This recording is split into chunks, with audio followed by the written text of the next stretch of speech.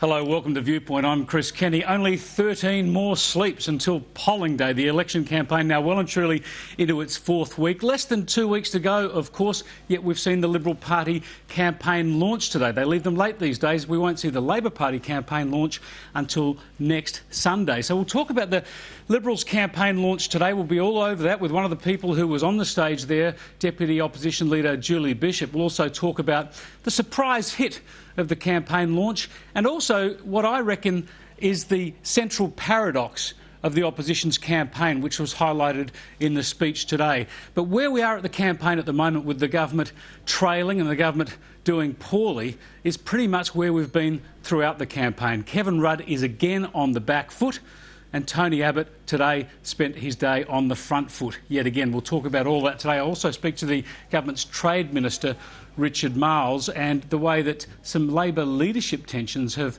re-emerged, well, the fallout from those leadership tensions have re-emerged over the weekend. Also, towards the end of the program, I'll give you some news poll news, the latest news poll news. Could there be just a hint of good news for the Labor Party? I'll let you know at the end of the program. But first up, I wanted to go through this Syria spin issue. This is what's put Kevin Rudd on the back foot yet again today.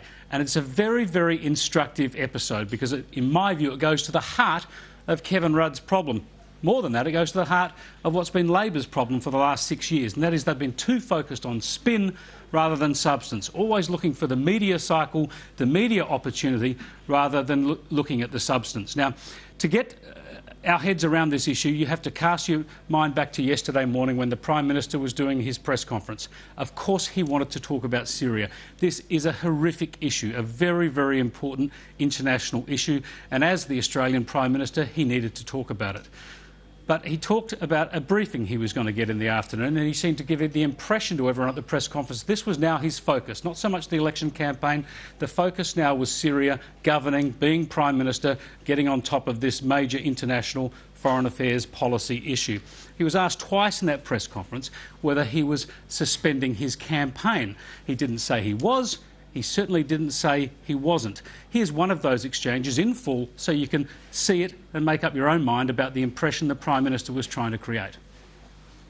So do you regard this as a temporary suspension of your campaign? I regard it as a necessary and practical step to make sure that we are fully briefed on developments. I've sought during the course of the last 24 hours to remain across these things, but given these matters involve highly sensitive reports, it's the advice of the Secretary of my department that I travel to Canberra to be more fully briefed, and I intend to do that. OK, so we now know after that press conference, instead of zipping down to Canberra to get his briefing, the Prime Minister flew from Sydney back to Brisbane and spent most of the afternoon filming an ABC cooking show that will go to air before the campaign's over, a campaign cooking show. He then later in the day went down to Canberra for this briefing. He was there at about 6 o'clock in the evening, had the briefing in his office, a small gathering of people, and had the cameras in there. This was what is known in the trade as a pick-fac, a picture opportunity for people to see the Prime Minister being briefed on this very crucial and horrific international affairs issue. Very unusual to have overlay, to have cameras coming in there and taking footage of this sort of activity.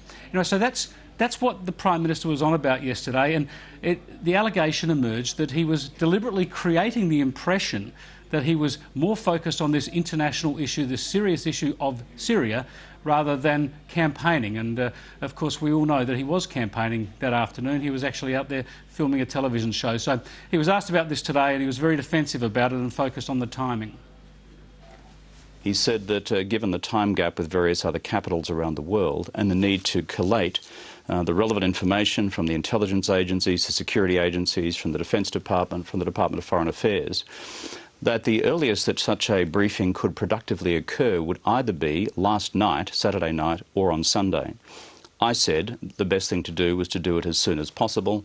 He recommended, therefore, that we do it last night. Well, that's the Prime Minister. It's all about timing. Did he delay the briefing or did he not delay the briefing? Well, that's a straw man argument. That's not the key point here. The point is, was he giving the impression that he was pushing campaigning aside to concentrate on the big major foreign policy issue, or did he not? And it's very clear, in my view, that he created that impression. He could have easily answered the question, no, I'm not suspending the campaign. I'm off to do a cooking show today and then I'll get a briefing. But instead, he tried to spin it. He tried to create the impression he wanted, that he was the man focused only on this grave international crisis, when instead he was actually going off to do a cooking show. It's the same problem that catches him out time and time again, spin over substance. He could have, of course, had his advisers fly to Brisbane to brief him, or Sydney, or anywhere else, as Prime Ministers do from time to time. And he certainly didn't need to have cameras in there filming what's supposed to be a high-level security and international affairs briefing.